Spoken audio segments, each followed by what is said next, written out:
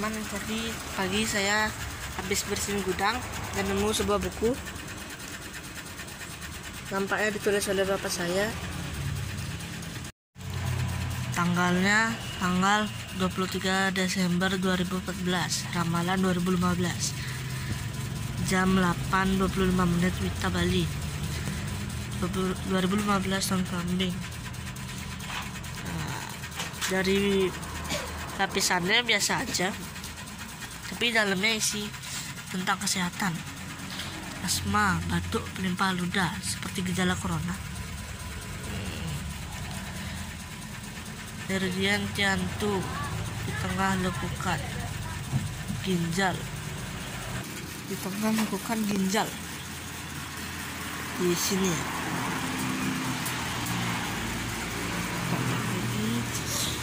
Asma, batuk, ludah, Zanghon meridian, 2 puting, 2 dada, spasi dada, tulang dada, sekitar sini. Sorry nih teman-teman, karena patungnya udah lama jadi kumel. Ini patung dari saya belum lahir udah ada. Asma, hasilkan.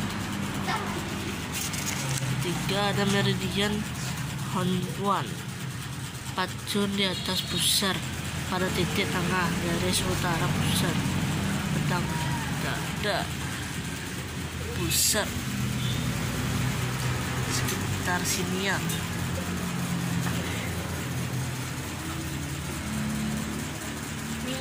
Berbeda letak lambung, sakit pada ulu hati.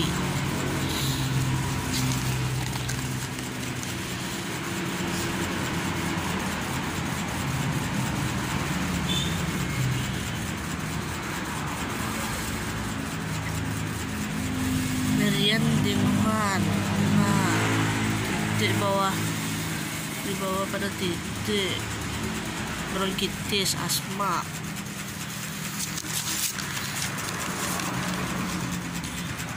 Di bawah tulang pada dada ketujuh, yang ketujuh di sekitar dada, di tulang sini. Sinyal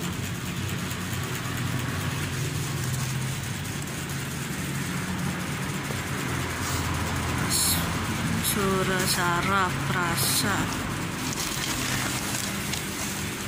wajang, meridian, tulang dada pertama, tulang belakang dekat pinggang, sakit di tulang belakang.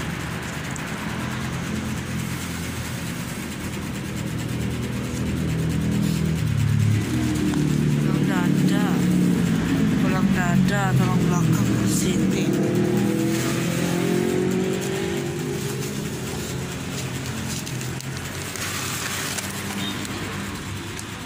Meridian jauh, cun di atas wing, sakit kepala, sakit mata, sakit tulang dada,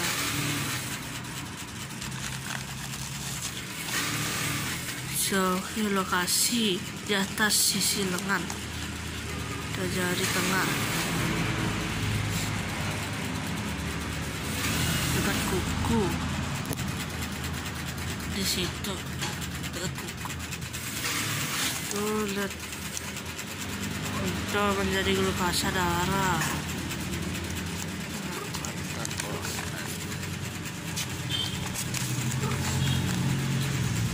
Meridian, sakit dada, sakit tenggorokan. Nah, kayak gejala corona nih. Si Frank meridian, lipatan jari tangan, jari telunjuk, jari tengah, jari manis, itu pencernaan makanan, batuk, asma.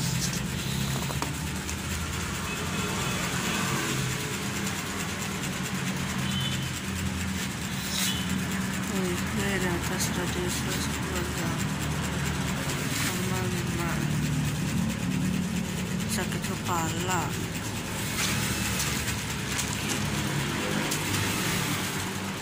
Jadi dia nih yang liquid si terdalam lebih pada kepala kecil, tulang tungkai dan sakit dada, lambung, danang, pengertian di bawah yang titik lunak, sakit tulang dada,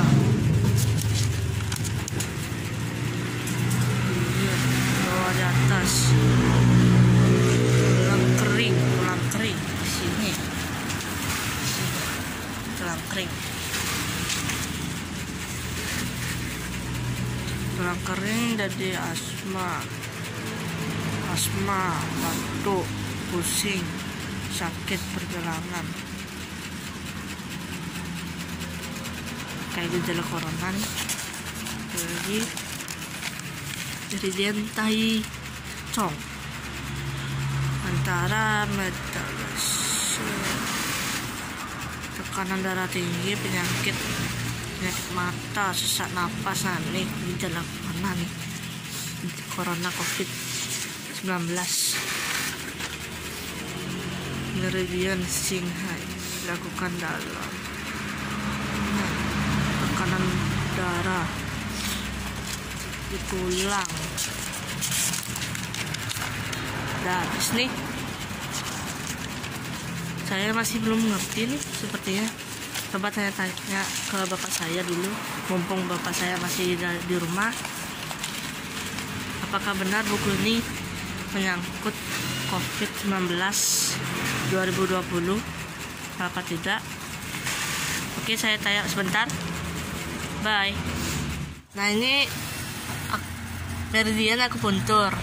Nah,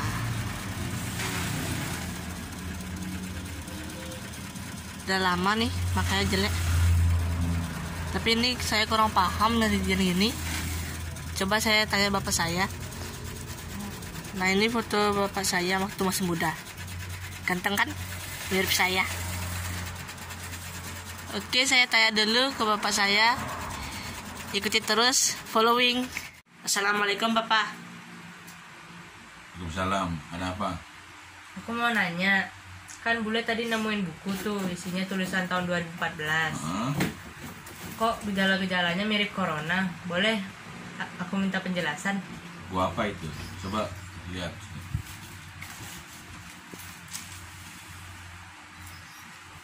Oh, ini buku lama ini, waktu kita masih tinggal di Bungalo Palasari, Banjar Jawa Jeruk Kute.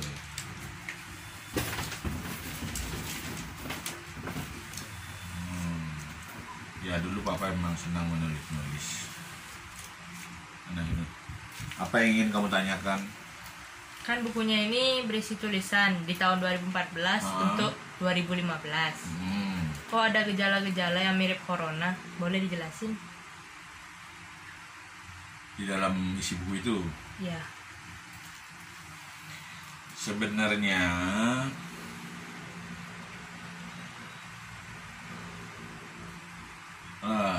kita jujur saja, tidak ada satu manusia pun yang tahu sebelum terjadinya atau akan terjadinya satu wabah corona,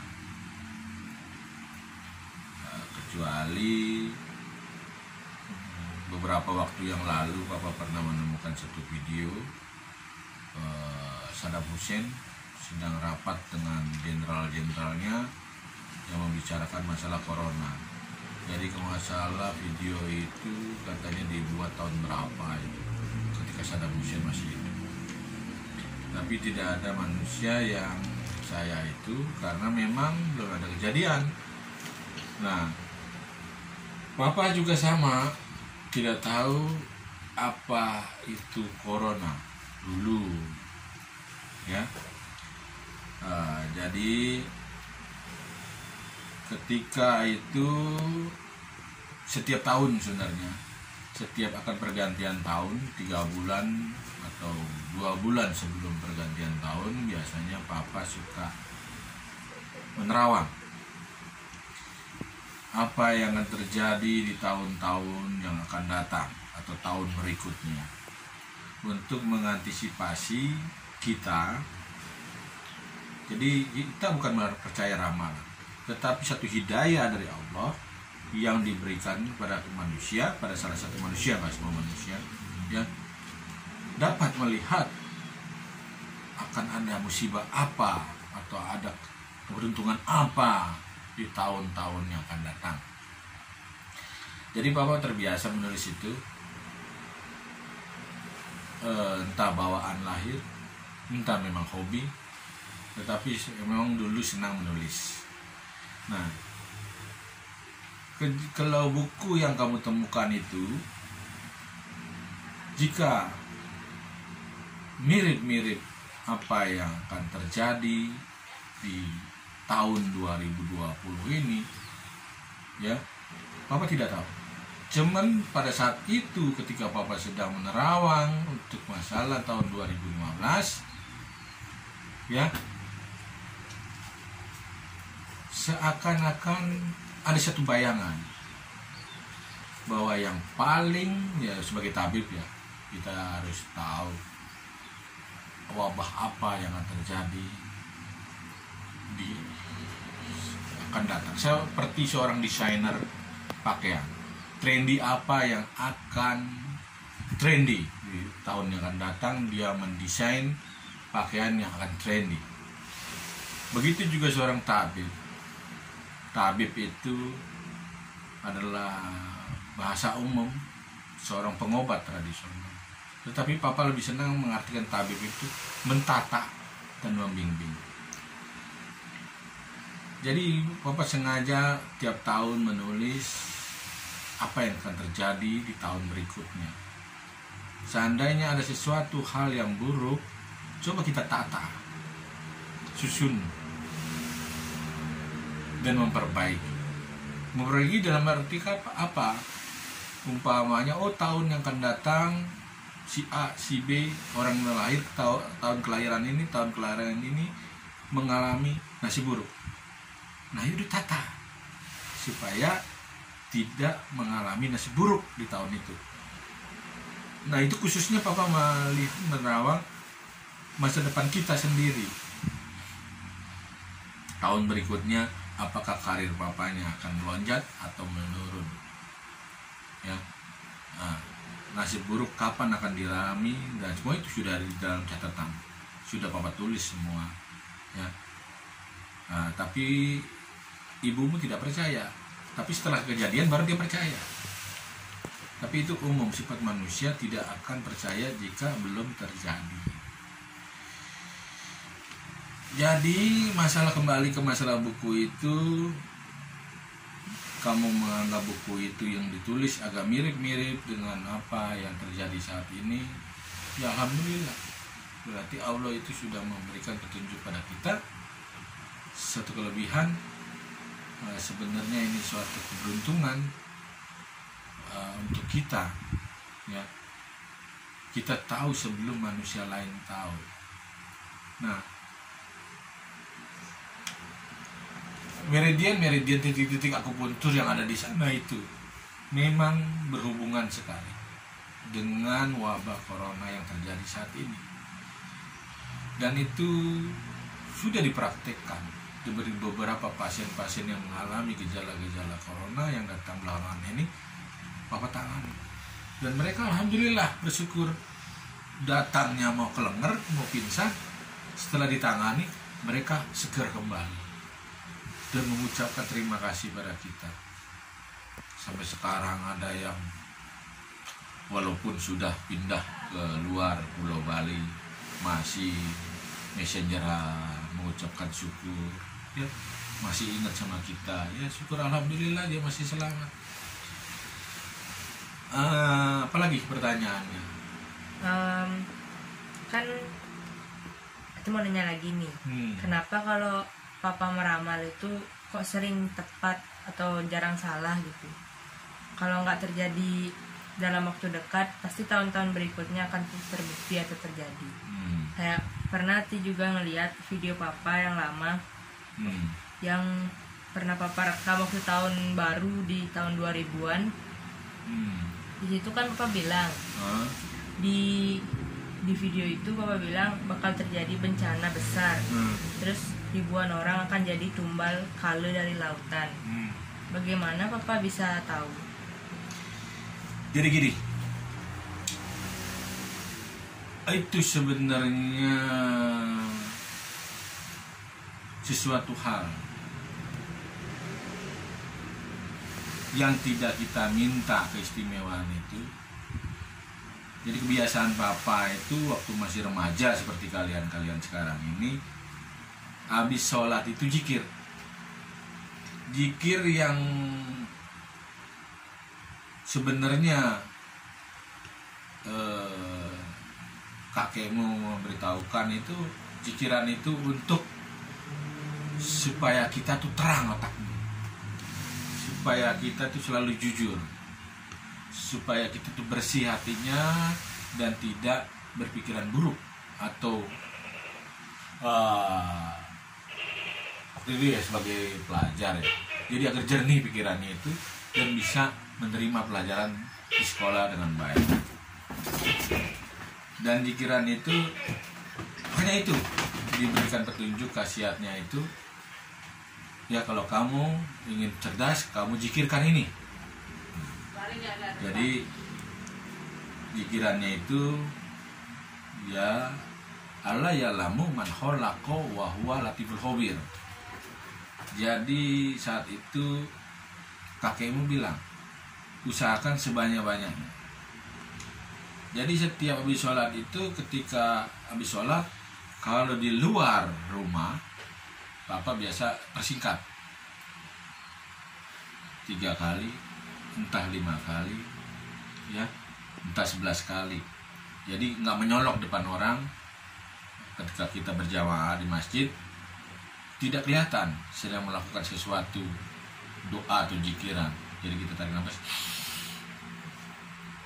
alamati ala ya'lamu man khalaqa wa huwa latiful khabir 3 kali, tahan nafas, kita buang pelan-pelan. Terus ada temannya apa? Ayo nyolek, kita selesai ya, kita selesai. Jadi nggak menyolok. Jadi sampai setua ini banyak teman-teman lama tidak mengira kalau suatu hari bapakmu jadi seorang tabib. Tetapi dalam silsilah keluarga memang kita keturunan tabib, dari Tabib Nur Gagah, Kalimantan Barat. Dia jatuh oleh kakekmu dan sekarang diwariskan ke papa. Nah, jadi doa itu ternyata dari banyaknya papa browsing di internet ya, papa juga tidak tahu kalau bisa melihat sesuatu yang sifatnya gaib atau sesuatu yang jauh sekali belum terjadi. Dan kita baca buku dari tokoh-tokoh kiai-kiai, ahli-ahli spiritual yang dari garis Islami ya. Nah, terus dari browsing, ternyata doa Allah ya'lamu man khalaqa wa huwa latiful khabir itu banyak sekali para ulama, para kiai menzikirkan itu untuk menerawang atau membuka cakrawala alam gaib. Dan disitulah mungkin akibat daripada karomah daripada ayat itu yang membezikirkan sejak remaja itu, sehingga seperti ada seseorang menjadi teman kita yang memberitahukan pada kita bahwa itu akan terjadi suatu saat gini. Dan juga berhadapan dengan pasien sebelum terbiasa. Mungkin kalian sering lihat kalau papa berhadapan dengan pasien belum bicara, papa sudah coret-coret.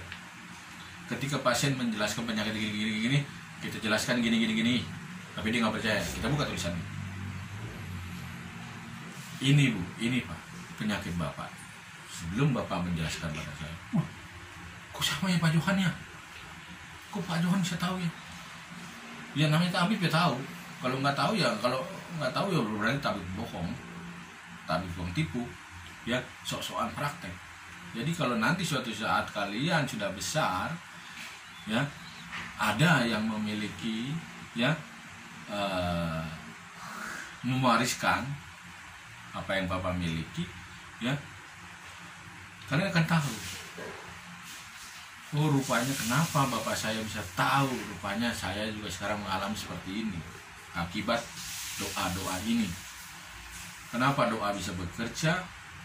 Ya, dengan ketekunan kita, mungkin itulah ya Allah memberikan hidayah pada kita, menurunkan malaikat untuk membuka mata batin kita. Nah, seperti Salawati ya, sekarang sekolah kesehatan kebidanan. Jangan ini, artinya jangan fanatik ke dunia modern. Di sekolah silakan mempelajari ilmu-ilmu keperawatan yang diberikan oleh guru-guru kamu. Di rumah, apa yang kamu dapat? Kamu gali dari Bapak. Ya, warisan kakekmu itu bukan ilmu-ilmu murahan. Bapak ini dulu petualang juga, nyari guru ke sana, dari kiai ini ke kiai ini, ya, dari dukun ini ke dukun ini, ya, dari tempat keramat ini ke keramat itu. Cuman satu yang Bapak ingat, kakekmu pernah bilang, silakan kamu belajar sejauh-jauhnya. Tetapi suatu saat kamu akan ngerti ilmu tertinggi ada di dalam rumah. Kita belum ngerti pada saat itu. Terbawa emosi kita selaku anak muda, keingintahuan kita selaku anak muda. Ada kita kumpulkan uang jajan, kita berangkat. Ada kumpulkan uang jajan, kita berangkat. Ya, ternyata akhir dari perjalanan itu benar. Ilmu tertinggi itu ternyata ada di dalam rumah. Apa ilmu yang tertinggi dalam rumah itu? Adalah doa kedua orang tuamu. Setinggi apapun kamu mencari ilmu, sebanyak apapun kamu mencari ilmu, ya, kalau kurang ajar sama orang tua, tidak patuh sama orang tua, ya, malah mencampakkan orang tua, hidupmu tidak akan berkah. Ya, dan ilmu yang kamu cari tidak akan abadi. Tapi alhamdulillah, setelah perjalanan itu semua, sekarang papamu sudah berusia 53 tahun. Maka saya jelaskan pada kalian, tidak satupun perkataan kakekmu itu ada yang salah, ada yang bohong, ada yang ngibul atau ngomong besar. Kakekmu kalau ditanya, kalau kita minta doanya, minta ilmunya, dikasih doa, kasih ilmu. Kita tanya, ini untuk apa nih Pak? Jalanin aja. Paling dia bilang ngomong gitu. Kenapa nggak dikasih tahu? Ternyata banyak hal-hal yang di luar akal sehat yang mungkin membuat kita takabur, kita menjadi sombong. Nah, kalau kita tidak tahu khasiatnya apa, kita jalanin aja polos-polosan, ya, kita tidak tahu. Ya, orang menganggap kita remeh, ya alhamdulillah. Ya, yang penting saya tidak dijahati dan saya tidak menjahati kamu. Itu saja. Ya. Jadi seiring zaman, seiring waktu, ya, apa yang kamu tanyakan tadi, kenapa bisa menerawang sampai jauh, kejadian-kejadian sebelum terjadi, itu adalah buah dari satu karya. Kok buah satu karya? Zikir itu juga karya. Kalau kamu rajin, sama seperti pengukir. Kamu rajin belajar, rajin mengukir, terbentuklah ukiran yang bagus. Zikir juga sama. Kamu rajin berzikir, hari ini nggak dapat apa-apa, besok nggak dapat apa-apa, tahun depan nggak dapat apa-apa. Ya mungkin 10 tahun kemudian kamu tiba-tiba kejatuhan karoma, melek semuanya, tembus semuanya. Apa yang kamu inginkan terjadi. Ya seperti itu kurang lebihnya, ya. Tapi bukannya artinya Papa menjelaskan ini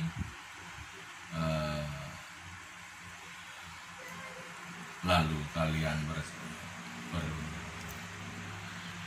berpikiran dengan tujuan menjalankan pikiran untuk suatu tujuan keilmuan, kesaktian, jangan ya, akhirnya itu akan melahirkan ketakaburan atau kesombongan. Jalani saja dengan ikhlas. Bapak saya nyuruh setiap habis sholat gini, ya gini.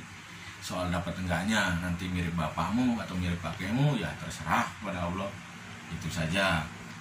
Ada pertanyaan lain? Tidak ada ya. Jadi kalau tidak ada pertanyaan lain, silakan kalian kembali lagi belajar sana ya. Apa yang jadi PR kalian sekarang kan sekolahnya apa? Online itu. Nah, ya jangan lupa itu. Jangan dipakai main game pulsanya ya. Oke.